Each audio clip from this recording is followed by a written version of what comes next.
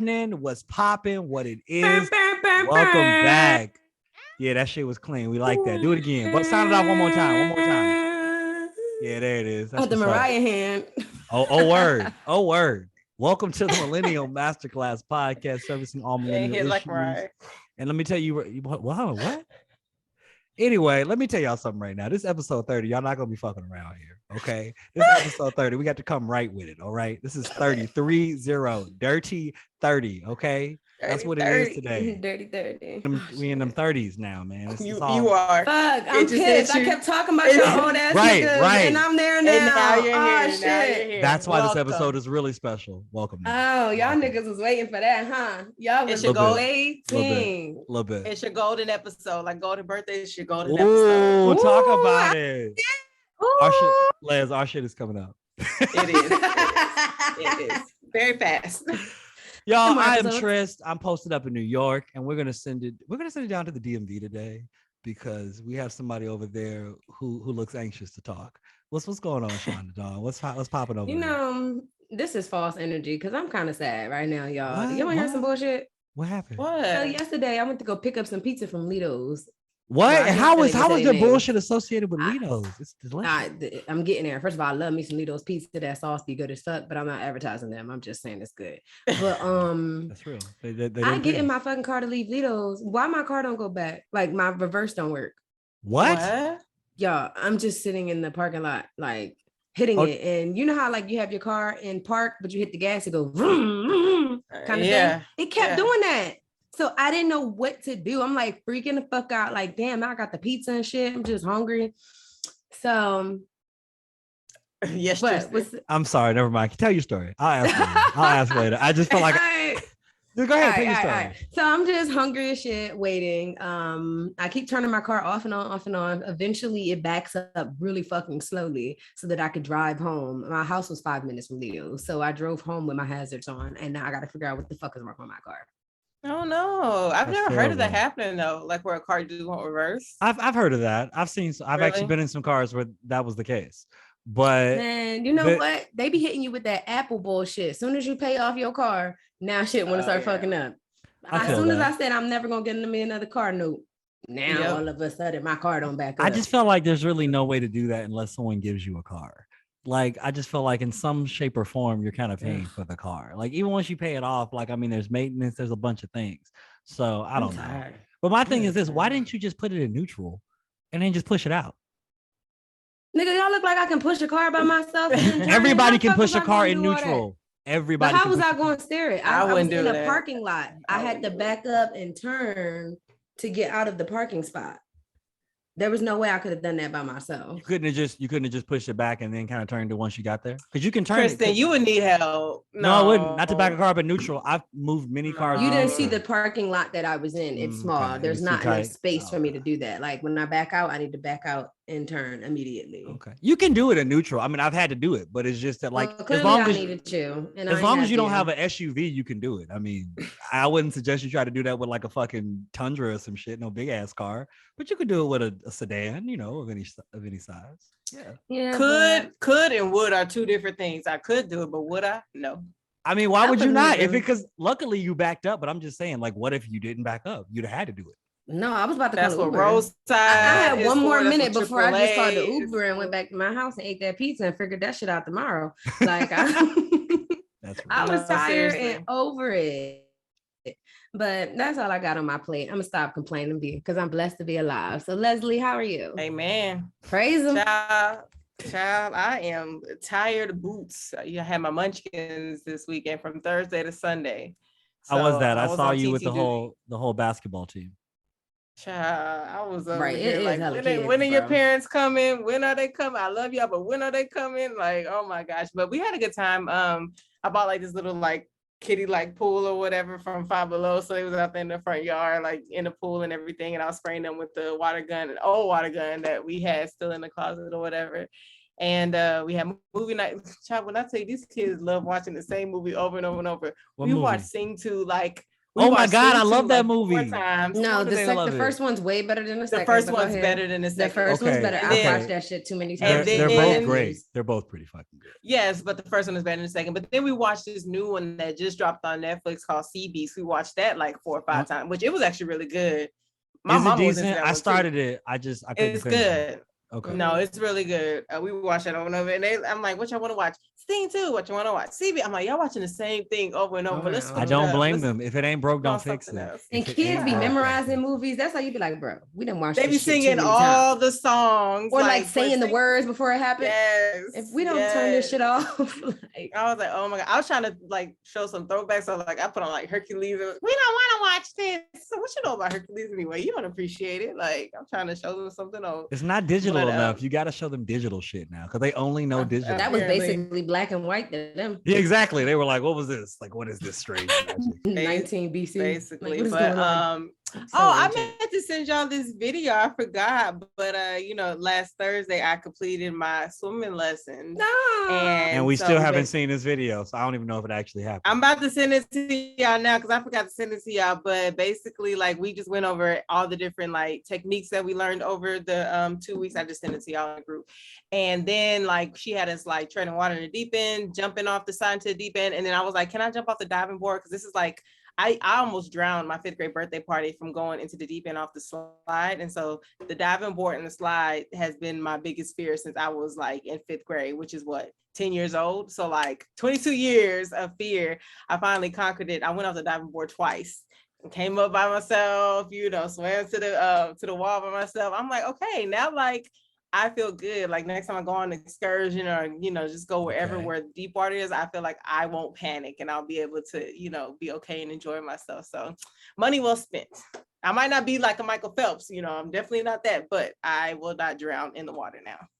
We love to see it. That's fantastic. We definitely the video just came through. Okay, here we go. Okay, Leslie, it's taking you a little while to get your ass in the pool. I was telling her what I was going to do because I didn't want her to think that like I needed her to do anything. I was like, I'm going to jump in. I'm going to tread water. That's what I'm saying. Over here. Without no goddamn floaties. Okay. I feel like these are spoilers shit. I think right you're drowning. Oh my God, you're drowning. No, I'm not. I'm trying to get that thing from around my neck so I could swim off to the side. But her little strap for her buoy thing went around my neck. I'm like, girl, I don't need that. Okay, I see. All right, I see you with your back flow. Okay, girl, I was nervous. I thought you was drowning. I'm glad you made it through. Oh, okay. All right. What you do your little doggy paddle? But I see you's over here treading water. Treading that shit. Okay. Right, who took that video? Who took that video? One of my classmates, another woman, she had me take a video of her. She could show her husband. So we was just that's pretty cool. Yeah. I'm still amazed that there are white people that can't swim. That's what I'm amazed. That's still amazing. I mean, I forgot all about that. It was two other white adults and then a Hispanic adult with me, and then it was like a whole bunch of little kids. So. That is pretty dope, man. I'm happy for you, man. You out here swimming. I can't wait for us to go someplace so I can actually see these skills in person. Like I'm trying to see you do this in the ocean. I mean, we got to figure it out. Where we gonna go? We need to go somewhere for our birthday next year. We need to plan a big group trip for our birthday. It needs to be out of the country too. It definitely needs to be. Yes, we keep saying this, but like we haven't planned it. No, it needs to happen. It needs to happen. I know. But y'all, we need to get into all this stuff today. We have quite a few things to cover. Like there's a laundry list of things. There's a lot of foolishness that has happened that we need to discuss. Way too much foolishness. It is time for the bulletin boy. Let's take it away. All right. So I wanted to give y'all a Living La Vida Loca update. Oh, that's so fucked up. Oh my God. I want to give y'all a Living La Vida Loca update. It's actually good for Ricky. I feel like this is a quick little case, but basically the nephew of the singer Ricky Martin, who I reported last week, claimed that they shared a romantic relationship, actually dropped the allegations of harassment against Ricky. So the judge lifted the temporary restraining order against Martin last Thursday at a hearing in San Juan, Puerto Rico. Martin called the allegations painful, but thanked his supporters in a statement saying, "I've been working on stages for almost 4 decades in the public eye, and I've never, ever had to deal with something as painful as what I've experienced in the last 2 weeks. I was a victim of a lie. Unfortunately, the attack came from a family member who is sadly dealing with mental health issues." So he's still saying that was the reason that all this was brought up in the first place, his nephew going through mental health issues, but he's good. Like not facing I'm charges. happy anymore, that that's charges the dropped. case. Like the whole time I was hoping, like, I hope this is some bullshit because this is craziness. This is Ricky, man. It's I don't Ricky. know shit about Ricky Martin, but damn. I just he wasn't having sex with his nephew. That's great. So, I'm happy that that's the case, you know, because the thing is, again, it may not be illegal, but like, just, that's all that came to my like, no, what are you doing? Like I try not to judge people, but I'm judging you. I'm sorry. What are you doing? You couldn't find nobody else. That was who it had to be. Come on now.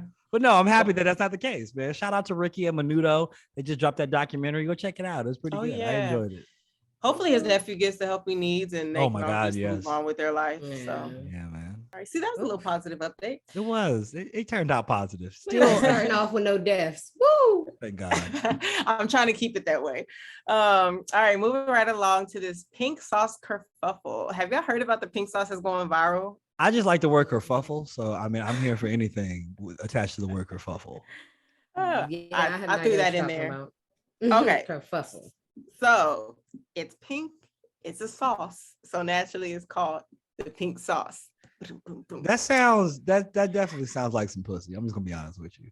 Like I was trying to tiptoe around it and try to figure out a way to say it cleverly. I'm like, it just sounds like pussy. It sounds like another day for pussy juice. She got that good. She got that pink sauce, baby. You know what I'm saying? That pink sauce ain't never dry. Woo! I'm dead. Anywho, okay. It's gone viral over like the last week and a half. It started on TikTok and now of course it's moved to like Instagram and Twitter because of what's going on with it.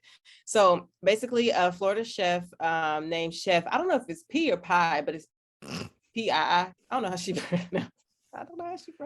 It's fine. It's fine. Mm-hmm. Move right along. She started posting TikTok videos showing off her dunking fried chicken and like wings and stuff into this pink sauce that she created. She melted it now and later. She melted it now and later down, and so that's the thing. So she's 29 years old and she just goes by Chef P because she don't want to reveal her real name. But she promotes herself as a personal Miami-based chef that has been forced on the defensive after a lot of social media people are claiming that the pink sauce is actually making them sick.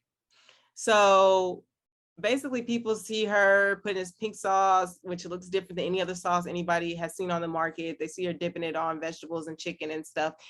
And she starts saying, hey, I'm selling $20 a bottle. So it starts going viral. People start buying it. She starts shipping it. I've seen videos of people when they receive the shipment. First of all, she shipped it in like plastic bags with like just like regular like shipping paper around it or whatever. Mind you, it's listen to me when I say this is so crazy. I'm not even mad. My girl made something viral and then sold y'all bullshit for $20 a bottle. She did. Wow, come through. And it's in like old like ketchup or mayo like containers. Let me see if I can find an image real quick. On the internet gonna buy anything. This is what it looks like. So it's like in old like ketchup and mayo containers, and she's shipping that in the mail. Oh, so, well, that looks nothing wrong with that bottle. That's what the Chick-fil-A sauce bottle look like. Exactly. That's recycling. That's recycling. I applaud recycling. That looked like Pepto-Bismol, but that was recycling. So let me get right there. So it says the sauce is now controversial because it's described as many by having the color inconsistency of Pepto-Bismol, but it's been having different consistencies. Some is like really runny, some is a little thicker, like, and some it's very, very pink, like the pink I just showed you, and some is like very light, like baby pink. So it's inconsistent in what it is and how it's being made. Well, we know it's homemade then. Yeah, definitely. So that's the thing. Other people are saying like, oh, if you're a person who is actually creating this type of product, it needs to be in a lab tested, like, you know, culinary area. You can't just be making it in your house and shipping it out. That's not sanitary and this, that, and the third. So is that true? Not necessarily. I guess it depends on the product. So it says, at first she refused to disclose the ingredients, but then she actually did post a video showing like what she put in it. And I saw like, nigga shouldn't have been buying stuff without having no ingredients. Thank you. I saw sunflower oil. I saw garlic cloves. There was a white substance. People were saying milk. Others were saying it was mayo. I'm gonna need, that's a pretty big distinction, milk or mayo. Like I've never in my life, if the milk looks like mayo, we threw that shit out. We threw it right out. It wasn't even a right. I didn't even think about it. So that's the thing. People are saying when they receive the bottle is like bloated and like busting open. And they're saying it's because of the bacteria that's built in it since it's being shipped, because she's in Florida. This is being shipped from Florida to God knows where else through regular mail. So over the course of like 3 to 4 days, like that bacteria is building because it has milk in it. And so it's like people are getting sick off of it. There was one instance where this TikToker said that his brother actually died from it, but then the brother came back and said, I was doing a social experiment to see how fast misinformation flies and stuff like that. So that wasn't true, but people are saying that they're getting sick after eating this because, I mean, you're eating sauce that's been in the hot mail for days and you don't really know what's in it. So she says the ingredients are sunflower seed oil, raw honey, milk, distilled vinegar, and the pitaya, which is dragon fruit, and that gives us the pink color. Okay. All right. But the backlash comes from with questions over whether or not it should be refrigerated. And if so, why are you shipping it regular mail versus like with, dry ice or some kind of way to keep it cold while it's in the mail? And then they're asking, has she complied with the FDA? Is this FDA approved? Like she literally said she started this July 1st and has already been shipping. So it's clearly not FDA approved. So some of the comments I saw were like, you really saw a woman making bubblegum buttermilk ranch in her kitchen in a Ninja blender. And you was like, yep, now's the time to support small businesses. I saw another one say, I saw her and was like, man, forget her dreams. That's why I'm alive and you're in the ER, because y'all are just trusting anything that goes viral on TikTok. She actually went live earlier today where she said that, because over the weekend, apparently the FDA came to her house, but it wasn't the FDA. It was some local Food Drug Administration from like the Florida area, but it wasn't the official FDA because I don't believe they do that. But when she went live today, she was like, and why are y'all sending the FDA to my house? This is not a medical drug. Da, da, da, da, da. First of all, if you're a chef, you should know the F and FDA stands for food. So like, what are you talking about, ma'am? So she's clearly not knowledgeable enough to be like shipping food types of products to people. The big thing was the actual food label on the back. Vinegar was spelled wrong. The grams versus like, it was like the grams or something was like, it was like 444 servings per like 90 grams. It's something ridiculous. Like she clearly just slapped whatever on the food label. And so it's just like a lot of like question marks around this sauce, but people have been going crazy over it. So now people ordered it just so they can talk shit about it. Because that's what I feel like they did. Because like, is it good? Is it good as shit or something?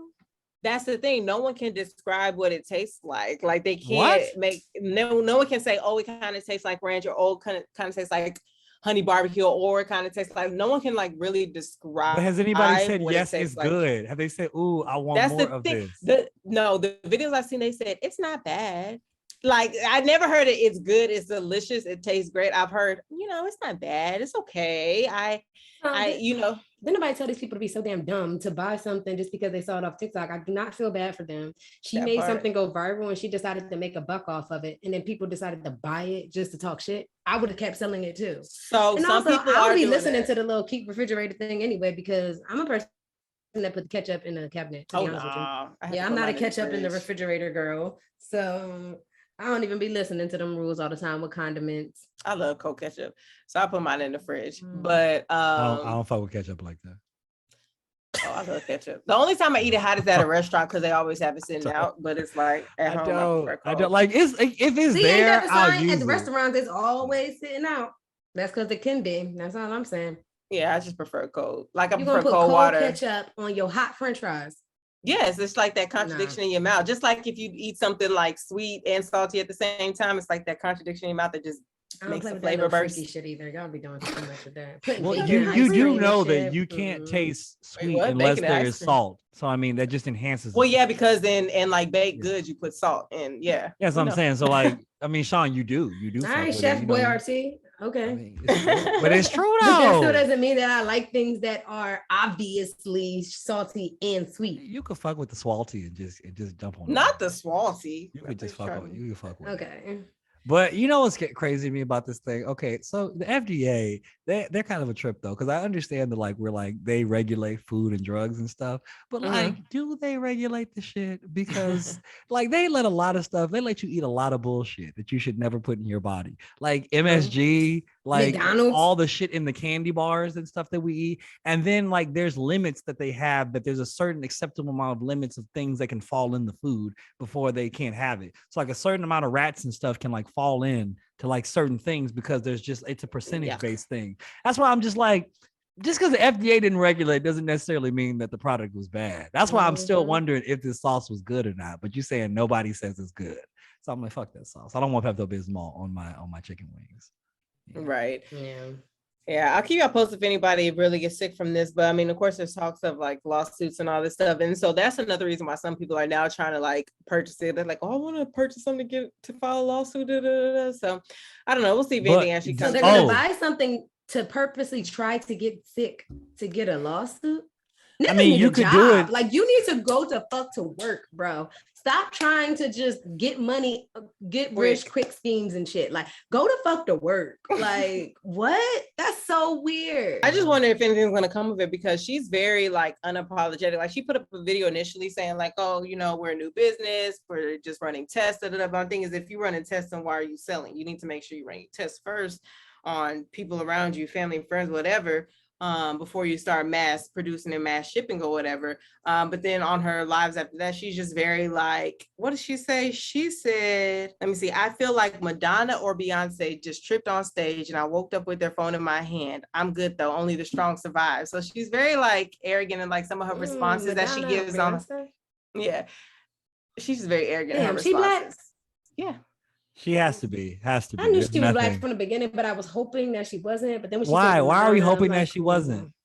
That's her. Because I just hate I'm honestly here for it. I'm here for the ragu bottle or whatever. Do businesses always need to get those approvals? Because I feel like people don't always do that. It depends on the level. It depends on how much. You see how pink that was, and now how pink this is. Like, it goes from dark pink to baby pink.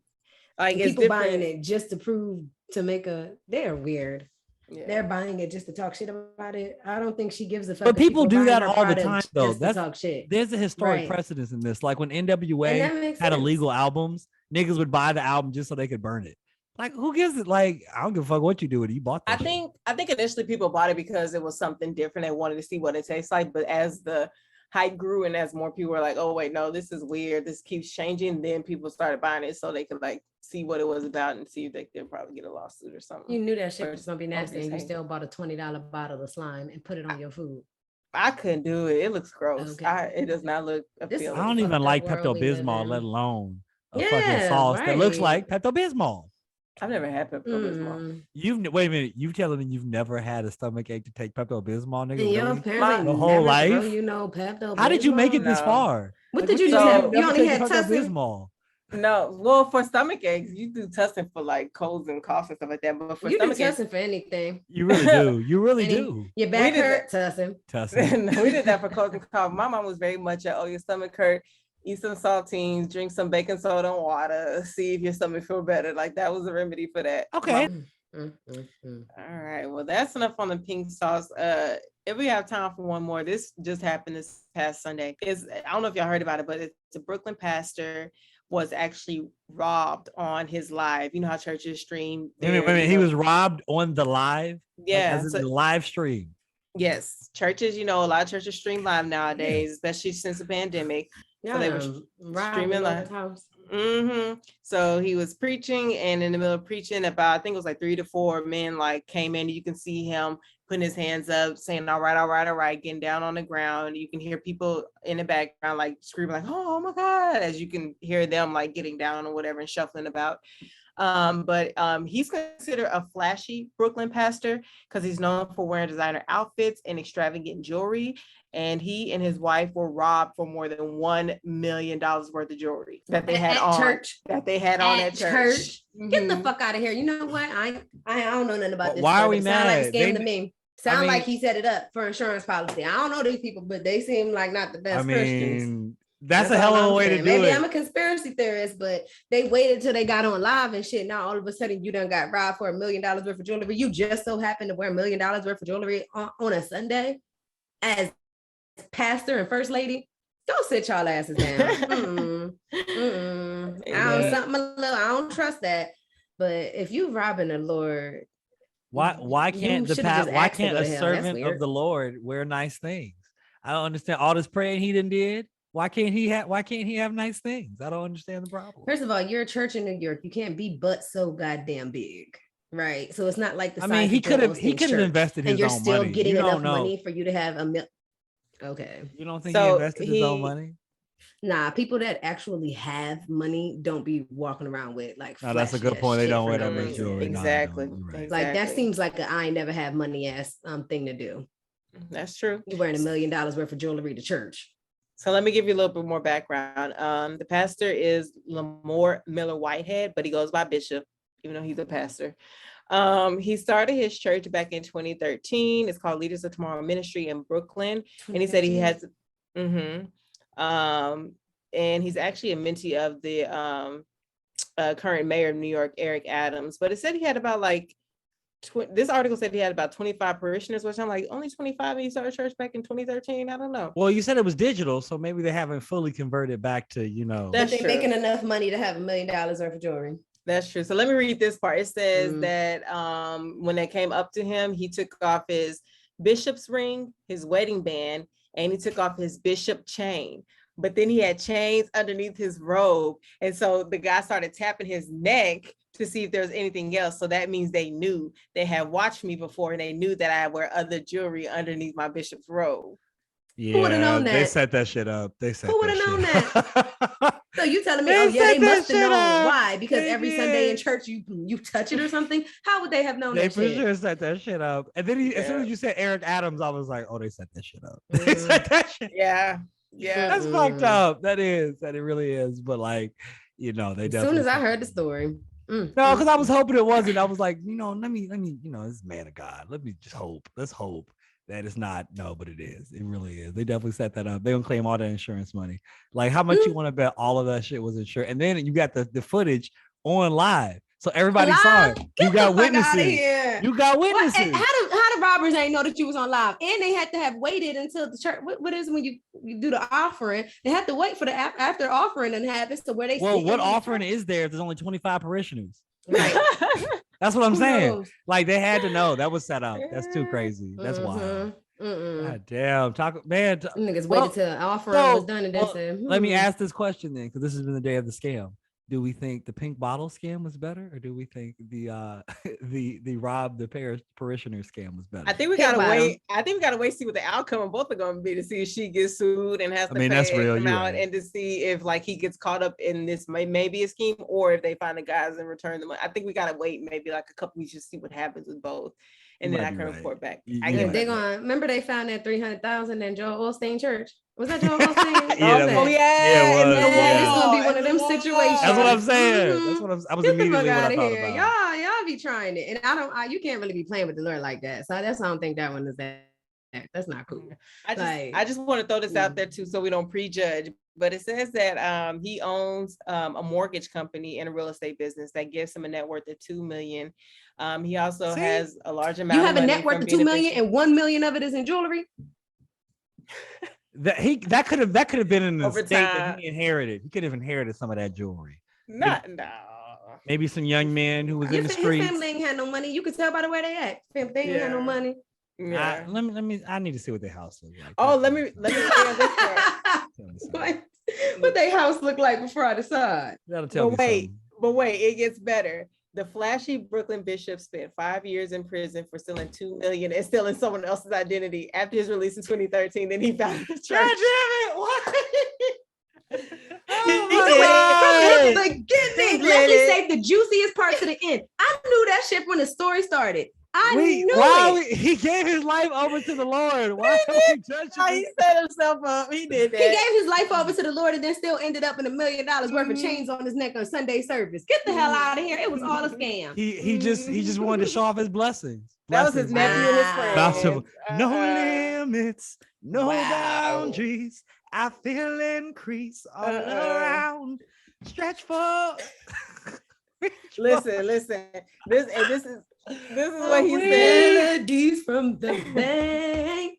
Well, rain down on me. Come on. He really meant rain down on me.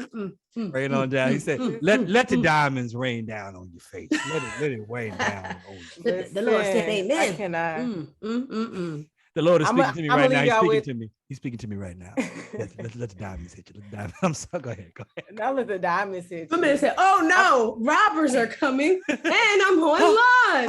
So the niggas that was robbing you ain't see the cameras. They ain't turned the shit off. Right. They Please don't take my wedding ring. ring. I don't want anybody to not know that I'm not married. Jesse. Don't take my wedding ring. Pastor Jesse. Pastor Smollett. Listen. Let me not be that nigga to prejudge this nigga. I was really like, no, let me not prejudge him, because you know what? Like, you people have done things, but people turn their lives over. And then that last part, just like, God damn, just damn, brother. Why you got? Let me look at the camera and speak to this nigga. Why you got to do this shit, bro? Do this kind of shit. This is just I can't.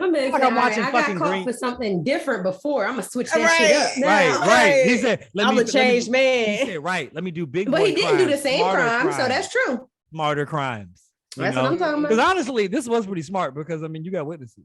That's exactly what happened. You know exactly what happened. They didn't know that nigga. They don't know. They came for blood. He literally called them. He said, "Good job. Good job." It's gonna come back that was like his nephew and his nephew's friends or something like that. It's gonna be white men in masks. Something. He's stupid. Too soon. I'm just gonna leave y'all with this. The bishop recently said that it wasn't his fault that he was targeted of a $1 million jewelry theft, even though he showed off his diamond-studded chains, his Gucci clothes, and fleet of expensive cars. He said it's unfair to blame him for standing out in the community because of his job and the criticism he's gotten for being the blinged out pastor. Well, it is unfair to blame the victim, but I just don't think in this case, the victim. Yeah, I don't think you the fucking victim. I think he's the orchestrator. I really do. I really do. There's too much shit that didn't make no sense. But I mean, I'm not mad at the fact that like he has some nice cars and some nice things. Like, we shouldn't be upset at that. We should be like, good job, bro. Look at you getting some nice things. Yeah. You know, he was in a sale. I don't know is if the bishop is bringing home that much money, the church goers, and let any of them be in need, that church better be fucking helping them out. You know what I'm saying? Because that's why people got mad at Joel Osteen when there was that big ass hurricane and he wasn't letting people in. Niggas is giving you millions. Like, the least you can do is when something happens, you have those funds. Yep. I wonder if that church has a building fund. I feel like it doesn't. Every church got a building fund. The building fund is around his neck. The building fund said Bishop. It said Bishop on his chest. I got your whole kids' college on my neck. Okay. I can't, but that's all I have for y'all. So y'all know I'm gonna keep my ears to the street and report back next week. We have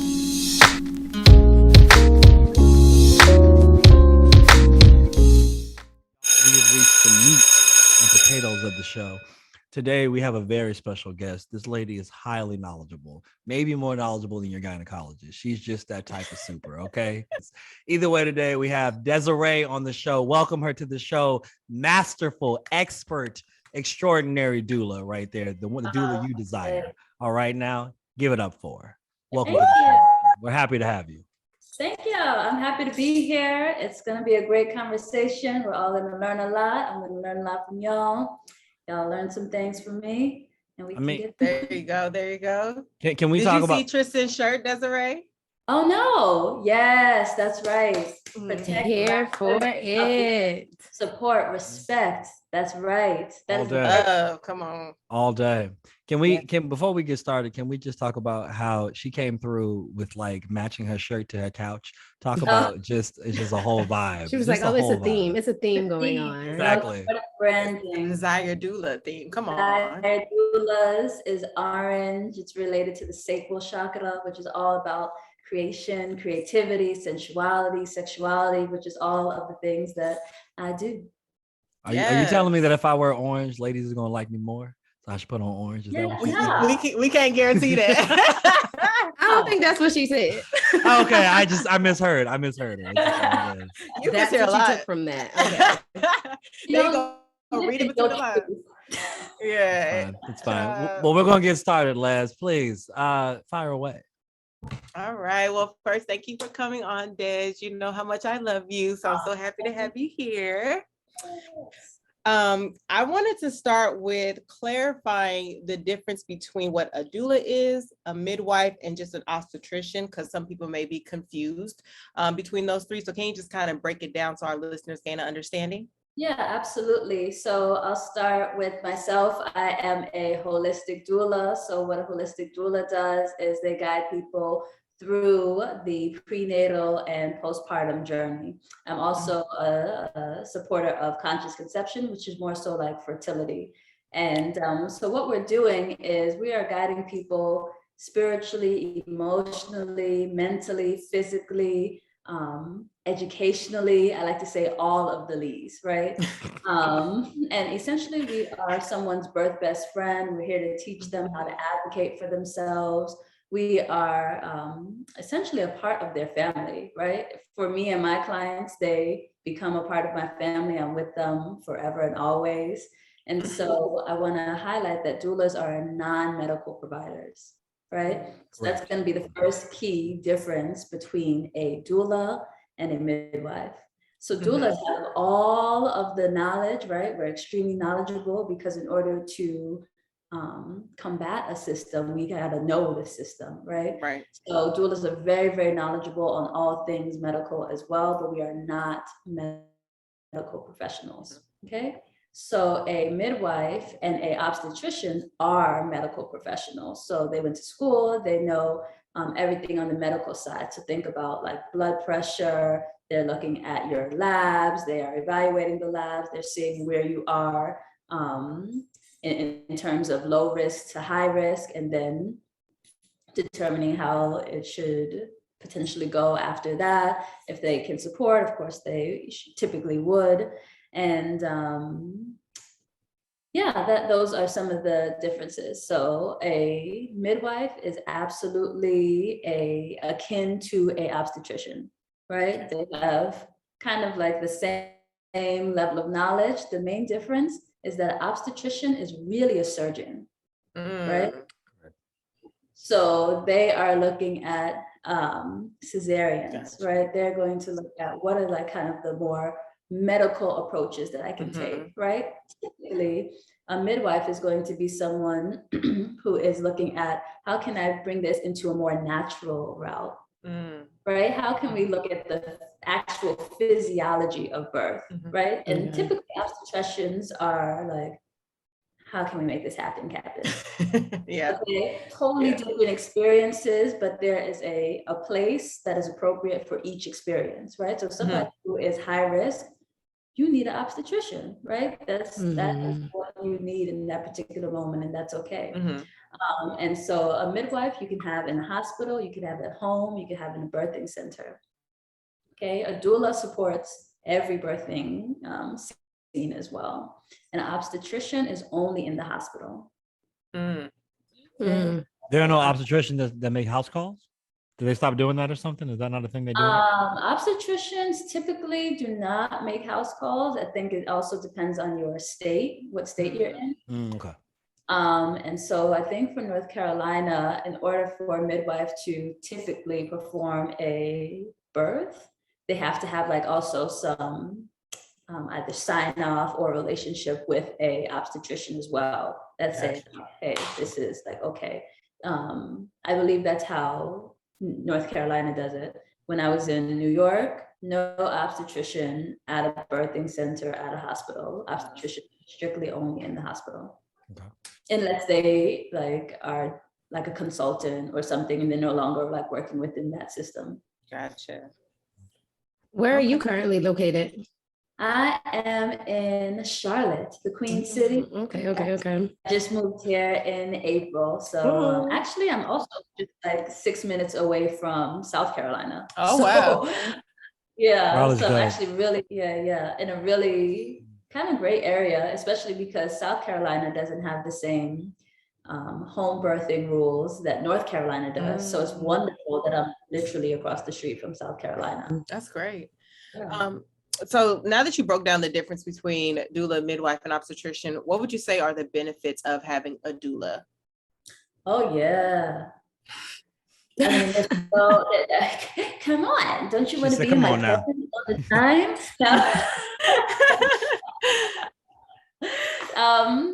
Yeah, there's so many benefits of having a doula in your life, having a doula as a part of your experience. Like I mentioned before, a doula really becomes like your best friend. This is the person that you are coming to about any of your questions, because there's so many things, especially for new moms.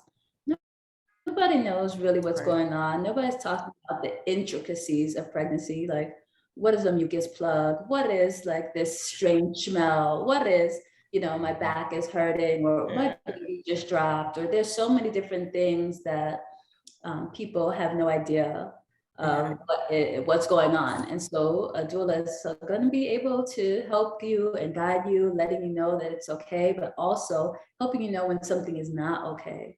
And that's very, very, very important. Can't stress that enough, because in America, we have the maternal mortality rates are the worst in the world. Wow. Okay?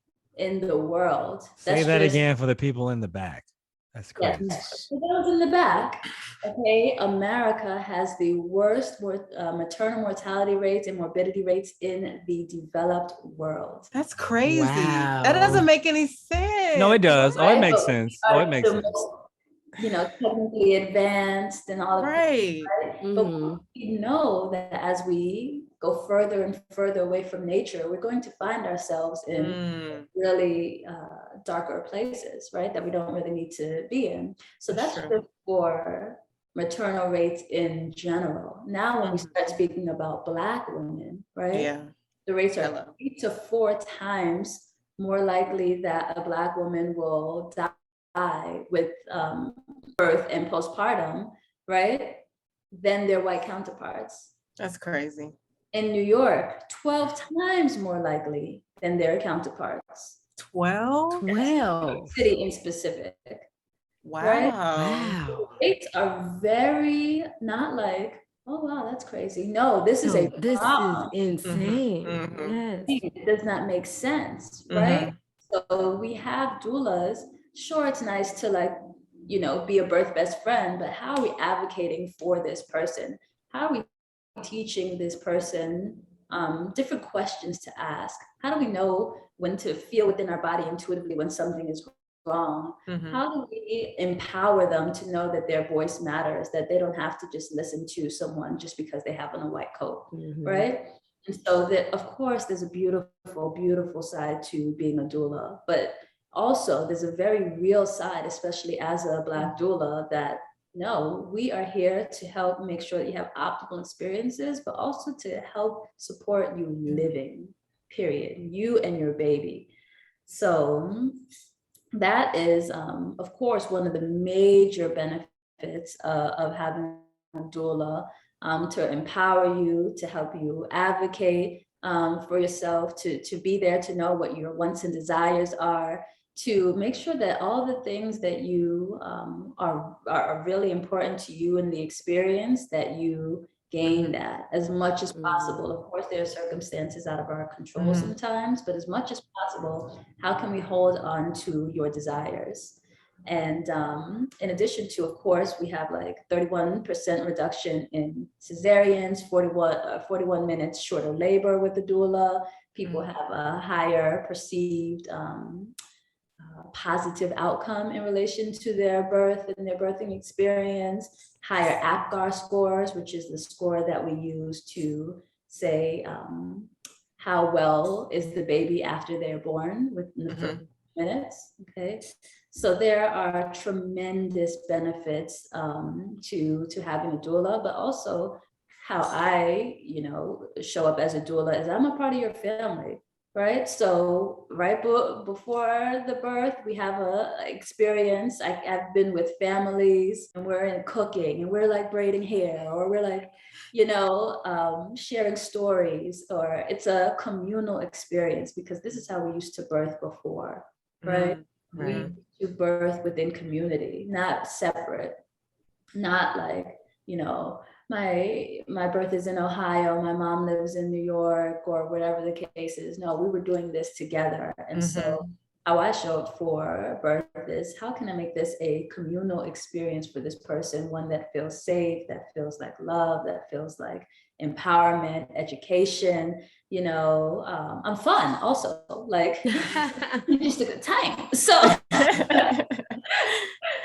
I love that. I think that is really important. I'm very, very keen on education, empowerment, and entertainment. Those are like the 3 pillars of Desire Doulas, which is my foundation, because I think all these 3 things are important in any like sacred journey. I did. Wow.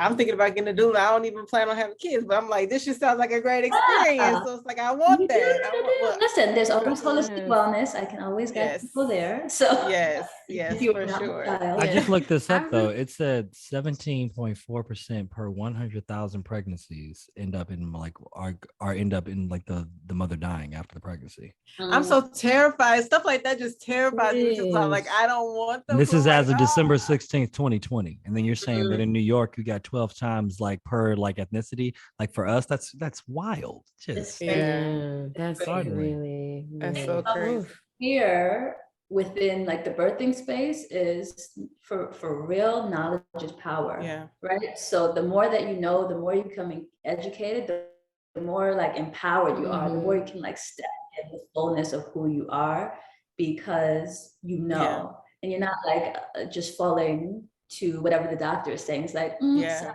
I did my research on that, so I don't have to do X, Y, and Z.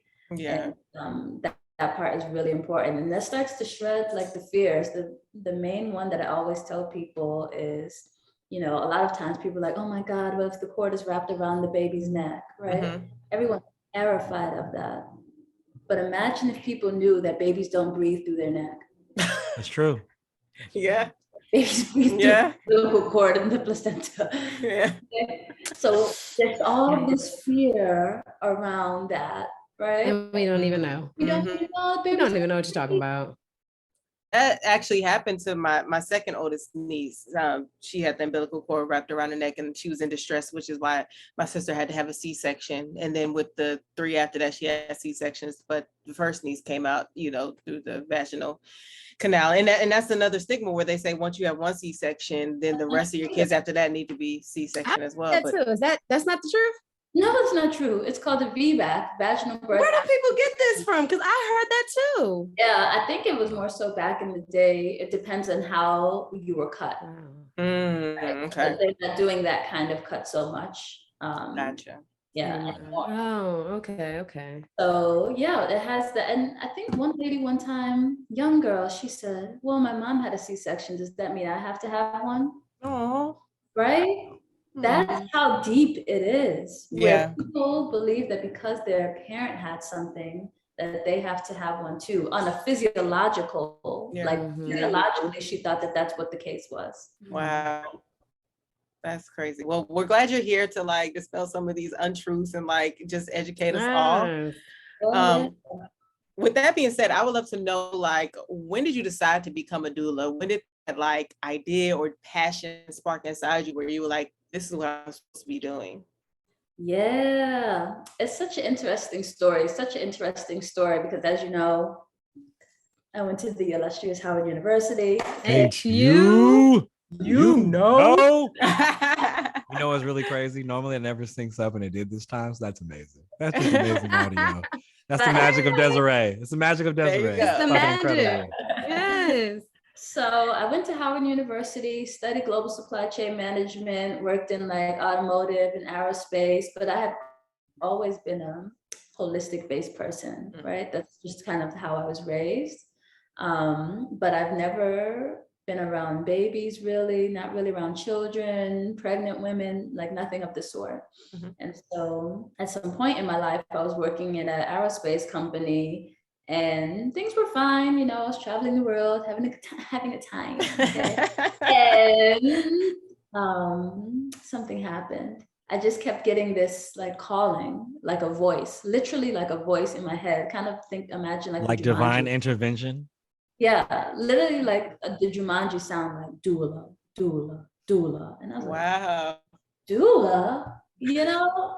And I wasn't as in tune and spiritual and everything at that time. So I genuinely didn't understand what was this voice that was like speaking to me to do so. And then all of my social media, I just kept on seeing doula stuff like all the time and maternal mortality stuff all the time. I'm like, what is this? And I would tell my friends kind of secretly like, well, I've been thinking about like being a doula. It seems kind of nice, you know?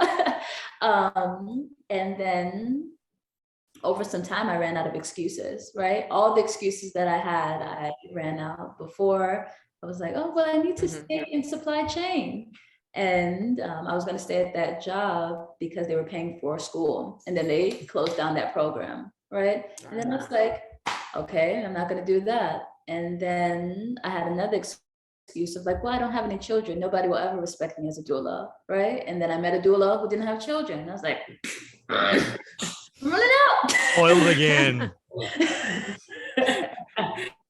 So it was something, you know, sometimes when something is placed on your heart, you try to run away from it when you don't understand it. And it's not until you have like the foresight that you're like, oh, that's what that was. So that's exactly what was happening to me. It was something that I was like, okay, I can see this, but I also didn't understand it. And then one day my friend was like, Désirée, the program is not that expensive. You spend that like in a couple months or whatever. And I was like, nah, fine. And I clicked the complete payment button for this program, amazing program called Mama Glow, globally recognized, made by the most wonderful doula person. I like adore her. Her name is Latham Thomas. And the next session was in LA. So I was like, okay, I'm gonna leave New York and go to take this training out in LA. And so that was like when there was no turning back after that point. And my life completely shifted from the day that I clicked that button to submit payment. I was like, okay, I'm really, really doing this. And so I think I just answered that calling. Scary, terrifying, right? We're leaving humanidad. So to a whole new journey. But honestly, one of the best decisions that I ever made outside of going to Howard University, of course. So yeah, that's kind of like what my journey has been. And it allowed me to grow in many other facets of my life, with my spirituality, with womb wellness, where I help guide people, with education. I became a yoga teacher and meditation teacher. And so my journey and who I am as a person really got to expound significantly because I answered that calling. And so when people are out there and they're like, you know, I hear something is on my heart, I don't know what to do, it doesn't make sense, listen, do it, because there's a reason you are being called to that thing. I had no experience whatsoever within this space at all, other than just being like a good person who likes taking care of people, right? That's it. And so I'm immensely thankful that I went on this journey. It has blessed me tremendously. So that's how I got in. That's beautiful. That is so beautiful. That's pretty crazy. Like, damn, that was all inspiring and shit. I'm still tripping off the fact you said you heard Jumanji drums in your head. Why was I just about to say that same thing, Tristan? I was just about to say, damn, I'm waiting for my little Jumanji sound to come in. Like you say, like the Lord kid, you gonna be a fucking doula, you hear me? I don't know if he said it like that. You gonna be a doula. He said, ain't no more excuses. You gonna be a doula. That's just amazing. That's just incredible. I don't think the Lord dropped the F-bomb. He might do that. He created the word. He can use it. Okay. I was gonna ask Shauna, because I know Shauna listens to the Breakfast Club like I do. Does the name Latham stand out to you? Like, do you remember hearing that name? Oh yeah, she was on there. Yeah, she was on there, but that's the one that Charlamagne always raves about because she was a doula for his wife. Oh, okay. He talks about how like his wife was one of the ones who had a C-section prior, and so she was told on her, I think her third child, that she wouldn't be able to give birth, naturally, vaginally.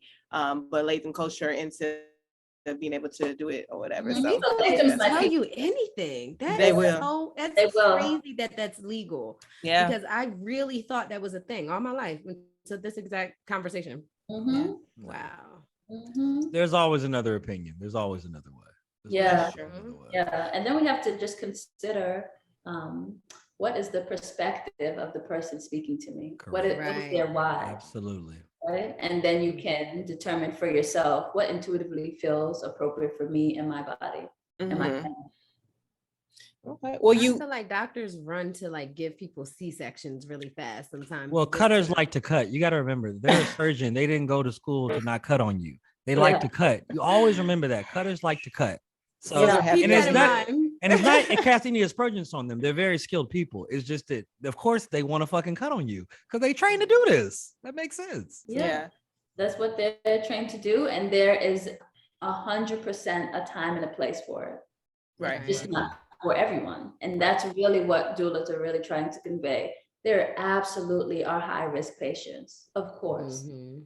And we have the advancements for them. But for people who are low risk, it's actually more high risk to be in these kind of scenarios, like period. Wow. Well, you just mentioned like the type of training that you took. Is that typically the route to becoming a doula? Like find a training and then attend that, or are there other ways to become doulas? Yeah, there are like a lot of ways to become a doula, right? There are people who don't take any training at all, right? They maybe have just been around, birth a lot. And so they would be more of like a traditional kind of doula. And same thing with a midwife, right? There are midwives who don't necessarily go to school. They will take the exam, but they don't go to school. And they have like hands-on experience, which is wonderful as well. So you can be a doula in that way. You also take trainings for, 3 days. They're like very immersive. It could be 5 days. It can be several weeks to become a doula. And so in my opinion, those classes are the baseline to give you a lot of understanding of like, okay, what is happening? What do I need to know? How do I coach people within their birthing journey? And that kind of gives you a phenomenal foundation, especially the program that I did with like Mama Glow, which is very holistic, but also very medical. So you have like a beautiful marriage between the two. That's how I roll. I need to know both things. Yeah. And so what you can do afterwards is take additional trainings. And that way you are even more well-versed on how do I support people who have experienced immense trauma? How do I support people who have feedback? Have a CPR class, like for infants and for adults. You can take, belly binding classes. There's so many other additional trainings that you can take on top of that. You don't know what that is. What is a belly binding? I don't know that term. I'm not familiar with that. I was going to Google it because I ain't know either. It's when I have no shame. the belly to go down. I'll just ask. Exactly. Leslie knows. What do you do? It's when you bind the belly after birth, correct, to help make isn't it like the skin and the fat and everything and the cells just to kind of like go back into place as such? Because that's important. That's important. A lot of women after they give birth, they still have, I know exactly what you're talking about. That's important. That's good work. That's the Lord's work right there. You're so silly. Oh my God. Anyway, he's a guy. So you do that yourself? It's less about like trying to get slim. It's not one of those like got you. No. It's more so like, how do we get the bones back into place? There we go. When your womb has expanded, all of your organs has simultaneously shifted. Yeah. So it's like, how do we get to support the ribs coming back together, for the organs to come back together, but also Shauna. to support things like that scared me. Yeah.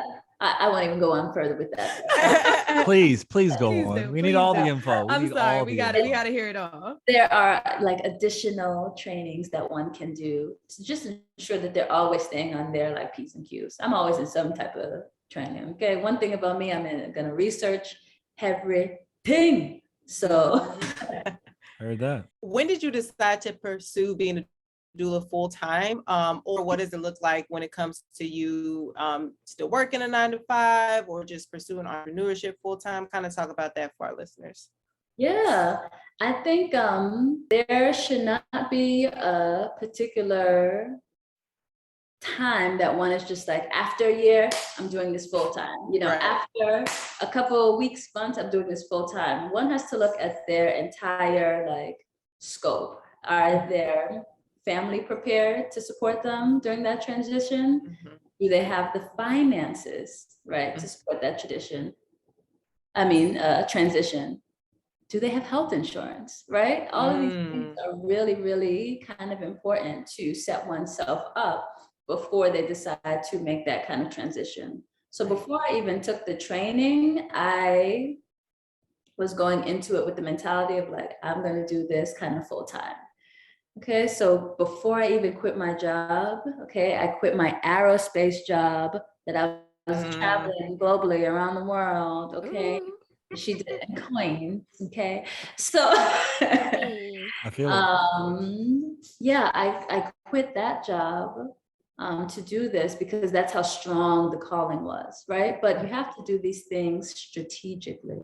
And so what I mean by strategically is like, okay, I set up my savings. I set up how I was going to get health insurance for free 99.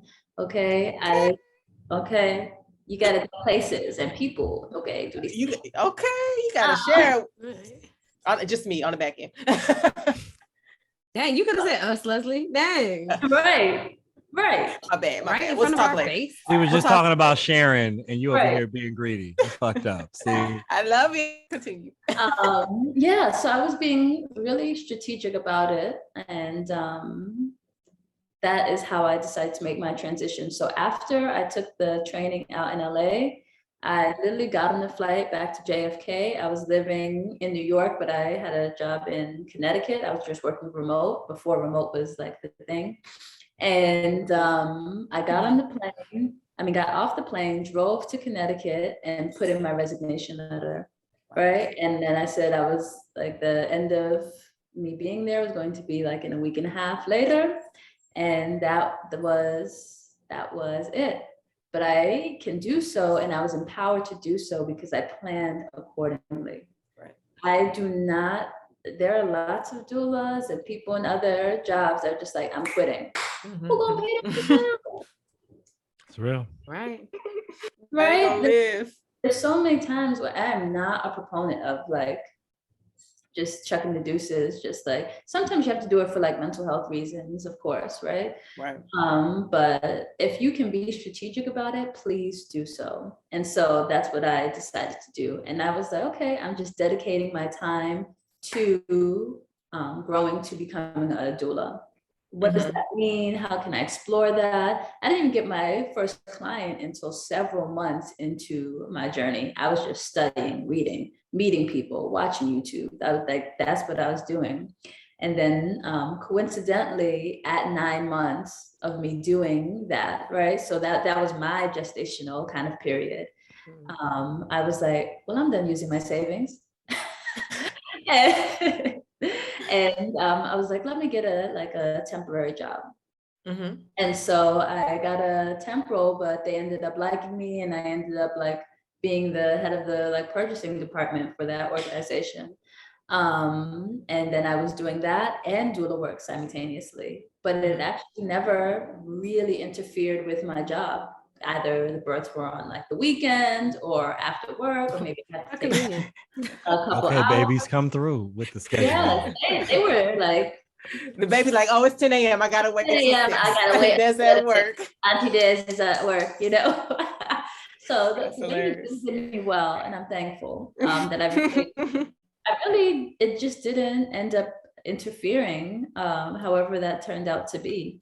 And I also let that job know, like when I was interviewing, I was like, listen, I know my background is in purchasing, supply chain, and I'm glad to be here and to help you all, but doula work is first and foremost for me, right? And it was for a nonprofit, and I think like the whole panel were women. So they understood. And yeah, it just worked out in that way that I had an organization that was like okay with me being a doula. And then I ended up leaving that organization and working for a postpartum e-commerce company. And they loved that I was a doula, and I was head of like purchasing and logistics for that organization. And so I just kept on praying over and over again, like, please God, give me a position that they would be happy that I am supply chain and a doula, because on paper that sounds crazy, right? And there has to be somebody who is going to be thankful that I am both of these like seemingly contradictory disciplines, when really they're quite similar. But are they really contradictory? It just seems like you would need a lot of the same skills. Thank you. Tristan gets it. It's really like it's conflict management. It's keeping people. That's what I'm saying. You need to be organized. You need to be knowledgeable. You need to be able to pull from things. I'm just saying, it seems like a lot of the same skills you would need. Like it feels like you were training for this, you didn't even know it. Like that's the impression I'm getting. Extremely calm. And you don't have to always be as extremely calm, you know? Yeah, exactly. I think, well, in supply chain, your whole job is everything is going to go terrible. How do you fund, you know, when everything goes terrible, right? So I was managing like, what was I managing? Oh, the entire supply chain for airplane engine fan cases, right? Wow. So that means that anything that can go wrong will go wrong. Manufacturing all the way till we get to like our JetBlue, Delta, whoever. Anything that can go wrong within, you know, manufacturing, logistics, quality, anything was my responsibility. Oof. So you talking about, you know, something happening in a hospital? I got that. I've been doing global problems for years, since I was like, so my ability to be calm in really intense and experiences is kind of natural to me, because this is how I was bred. And just like Tristan said, I didn't even realize all of those like crazy experiences that I was having in supply chain prepping me for this. We love transferable skills. Shout out to that. Come on. Come on. We love transferable skills. I mean, but we do though. But we absolutely do.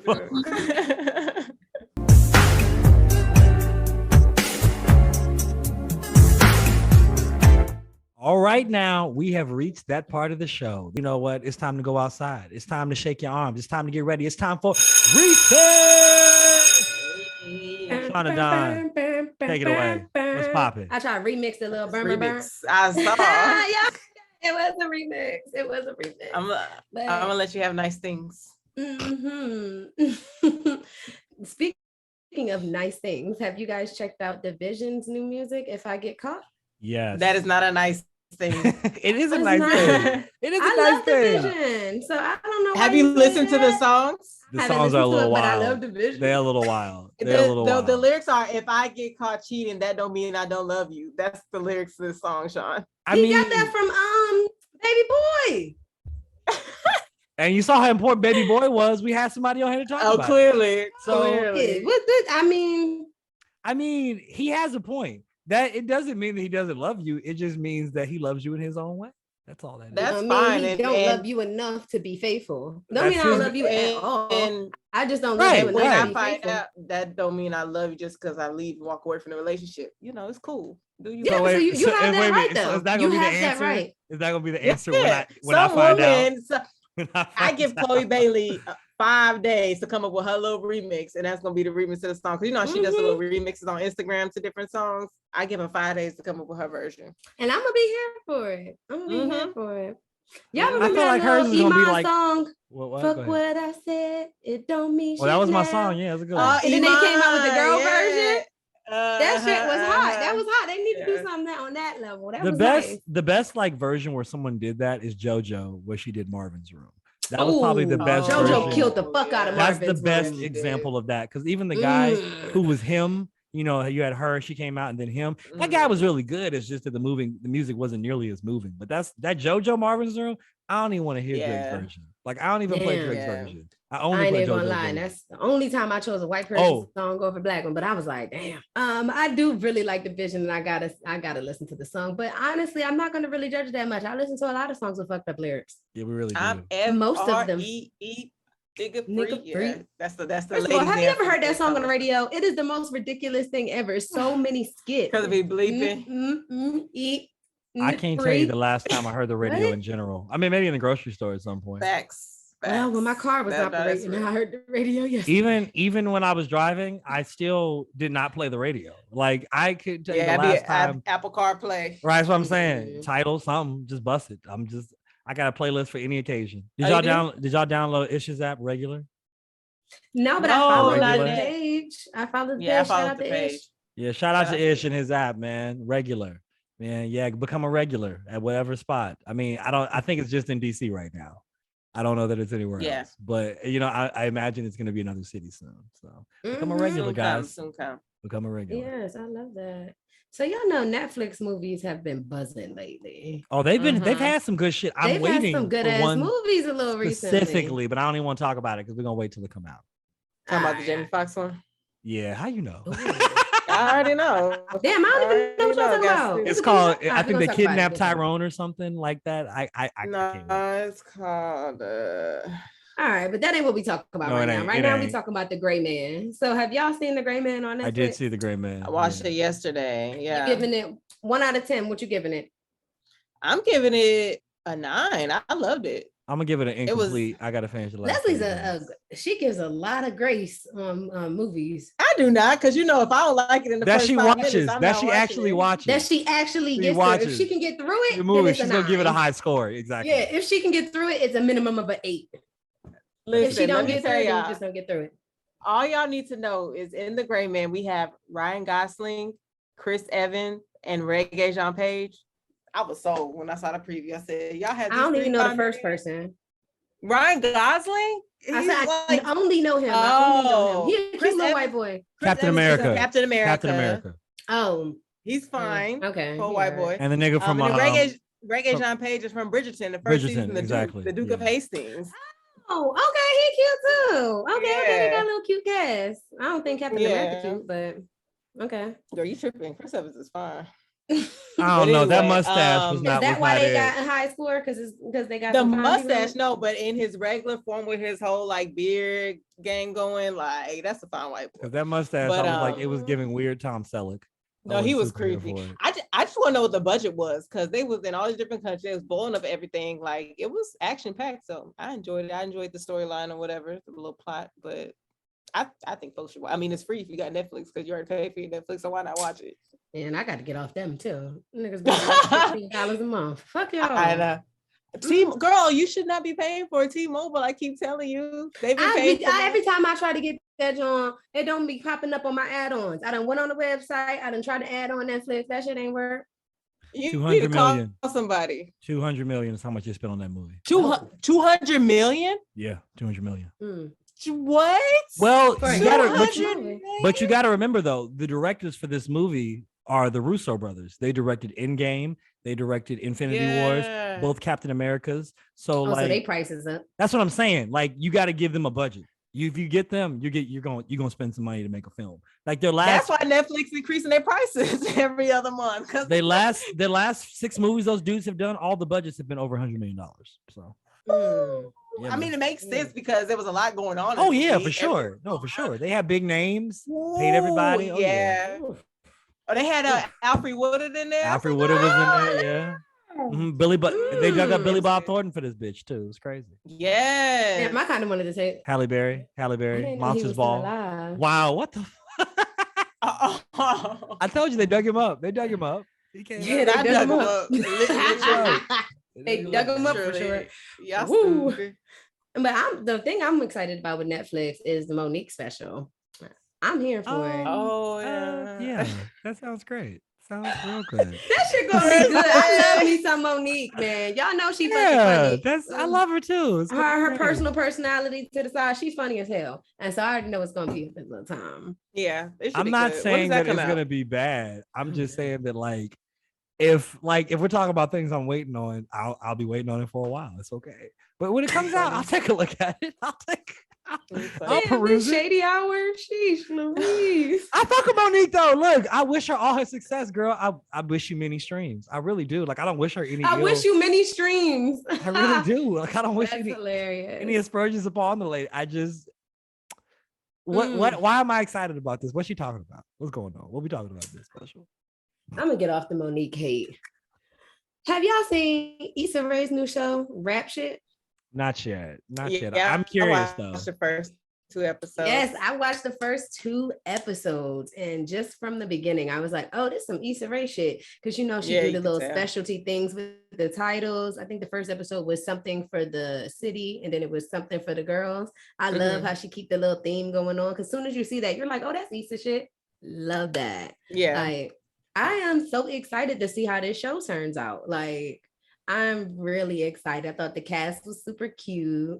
I saw my boo Kid Fury on the show. Oh shit, Kid Fury's on the show. I said, "Oh shit, that nigga on the show." And he giving he was a writer for it, so he wrote for it and he's on it. And he's giving straight. I was like, "Okay, Kid, you acting for real. I love it." Okay, Kid. I know that's right. My man said I'm versatile. Okay. Did you see that they like threw some insecure folks in there? So they threw I seen Dro in there and then the one Tasha. Yes, they threw both of them. You know they had a baby together in real life. Oh yeah. She's so fucking cute. She's adorable. She is. Yeah, she's really fucking cute. But I saw that. I was like, okay, Issa, and then that's what Shonda be doing. Yep. She be reusing some of her same people too. I am here for it. Keep a job. I love it. I love it. I am really excited. The City Girls are also writers or producers or something like that on the show. Executive producers. Okay. And you can tell which one's Young Miami, which one's JT. Like I was like, oh, that's Carisha right there. I was like, this is cute. Like I think it's gonna be a good show. Although I don't think either one of them was trying to rap about what that girl was trying to rap about. Right. Consciousness and all that. She was more of a Rhapsody. Yeah. She was definitely giving Rhapsody, and I'm like, I don't know which one of the City Girls was giving Rhapsody before they got famous, but oh my god, I can't see it. Yeah, no, I think it's gonna be a good series. So shout out to Issa doing her thing. And I heard in a clip on Sound Online that they asked her, if you could do a spinoff of Insecure, like number one, would you? And number two, who was like, oh yeah. She was like, I can definitely see a spinoff happening, but I won't tell you who it would be because something's in the works. So I wanted to be Kelly. One of the characters. Everybody said Kelly. Everybody online was like Kelly. So we'll see. But she said something's gonna happen eventually with that. So may not be goodbye forever for Insecure. Just see it in a different light, But we gotta learn how to let shows go and get new ones. It's okay for Insecure to be over. But you know what? Y'all have to learn that is a life lesson. Like it's okay. But that's we not got true, attachment though. issues. That's not true. But it's not true though, because let it fucking go. Y'all want a remix of every fucking thing. Just let the shit be good and just move on. But they do. They really do. They just call it something different. They do it all the time. Like most of the things we look at are just recycled something else. It always is. But I would at least I want you to try to look a little different. Like, damn, we don't they may recast it, but it's still the same story. I mean, that was like Tristan's argument about like girlfriends insecure in Harlem. Like kind of all none of those. I wouldn't say that those are the same. Because it's not the same, but similar. Yeah, because like I honestly don't mind some, because the thing is that you always want the same thing but different. Like most of the shit you like is the same thing but just a little different. So like I wouldn't I'm not necessarily opposed to some of these spinoffs and remakes because I feel like we're already in the right place. We just need to just fine tune it a little bit and give it to me. You know what I'm saying? We're already close. We're real close. Let's just make it happen. So that's why I would like to see a spinoff of Insecure. I really would. I just don't. Kelly would be interesting. I don't know that I really want to look at Kelly and that baby. I want her in the show somewhere. I don't know if I want the whole show about her. All right, who would you pick? Low key, I would do something wild and do like Condola, just because like I feel like we would. See Condola. Just to see faces like that. No, but I think Molly would be the most natural option. Molly would really be the option for me, at least, because I would like to see Molly and Lloyd. But I feel like that's too close to Issa. Too close to Issa. Yeah, just to expect it. It will kind of still be like I don't know, not a similar storyline, but you know what I'm saying? You want to see Amanda Seal and Derek and fucking... No, we want to see Kelly. That shit. We want to see Kelly. We already told you what we want to see. Like, I want to see Kelly be funny and stuff. I just don't know if I want the whole show to be about Kelly. That's my thing. I don't know if I want... She was evolving, though. The final season, she was evolving into more just being the funny Kelly. You know, they gave her more depth finally, you know? So I feel like she had a lot more story to tell, which would make it interesting. I mean, it would be interesting. You're not wrong. I would definitely check it out. I mean, honestly... Go ahead. I was gonna say, and her comedic timing is just unmatched. I freaking love Kelly. She's so hilarious. Like, remember Me Different when she peed on herself at the Coachella episode? Like, what? That was the funniest moment in the whole show. That was the funniest moment. Oh my god. She steals it every fucking time. Though the person I feel like that would have the most story to tell, though, just because like we don't know what they've been doing, is either like Daniel or Nathan. I was gonna say Daniel. Those two would be wild. Daniel would be a crazy story. I just feel like we would get some very interesting story. I'm just gonna put that out there. I go for Daniel over Nathan though. Nathan was pissing me off because Nathan would still be tied into Issa, and that's the whole point, is to not just tell Issa's story. Well, no, because well, no, with Nathan, his whole thing would be like, I'm not thinking about her, and like maybe they would like. You would know who the her was, but they would never show her face. You know what I mean? I would have they focused on Nathan, but it was more like a prequel instead of like what happened in Houston. I think I could fuck with that. That's dope. Yeah, because you know how like you ever saw Better Call Saul? Better Call, exactly. That's exactly what I was thinking of. Exactly. That would be dope. That would be dope. It's like a prequel to Breaking Bad. Yeah. So and it's really fucking good. It actually takes place like before and after Breaking Bad. So low key, you could kind of do the same thing to give me the same thing, but different. Same thing with that. I feel like I got some ideas, girl. I feel like they could do that with Daniel as well. They can like do the whole Daniel Issa when they were like in college kind of thing, and then what led us. I like that too. Or with Dro and his like marriage and the whole when they decided to be open type of thing, like you don't care. Then we gonna find the truth that they was never open. He was the cheating ass nigga that the internet be but we shall see what happens. I mean, the open marriage is cool, but like that feels like more like an anthology. The Daniel and Issa thing seems dope because I feel like then you can give two more actors some work. So you'll give a young version of Daniel and a young version of Issa, and then we kind of go back and forth and see their lives. So then we got kind of like a This Is Us type of deal for that show. That would be dope for me. Now that seems right. That would be dope. That seems right. Because prequel, and then we get some stuff, and then you kind of weave in some of the other characters. You know, maybe Daniel and Nathan meet at some point. That would be a hilarious episode. I don't know. Sure. It could be. But we shall see what they end up doing with that. But that's all I have for recess, folks. Damn, man, this is we've reached the end. You gonna bring us home on my golden episode? I mean, it is your golden episode. I was just about to comment on that. I was like, wow, we've come to the end of 30, the dirty 30. How does it feel, man, on the end of this golden episode for you? Do you feel golden? Do you feel Jill Scottish? Living my life like it's golden. Living my life like it's golden. You know what? I do. I feel Jill Scottish. I feel Jill Scottish. I felt Jill Scottish. Just hit me. Woo. I'm gonna have to change my lighting a little bit so I can really glow. Y'all can feel it. You glowing, girl. It's a whole thing. Glowing and growing. Golden. Well, y'all. But by the way, y'all, could you do us a favor? Please just do us a favor. This is real important. I want everybody listening. Everybody listening. Go on fucking YouTube and subscribe. Subscribe. Go on Instagram and follow. Get on the twits and follow. Go on Facebook. Check out that shit. It be dope. Please. Can we add a please? You don't got me. I'm gonna say I had gotten it. Get on the ticks of talks.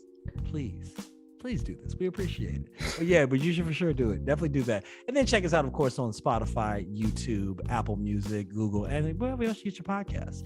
But guys, that does bring us to the end. And I've been Tris.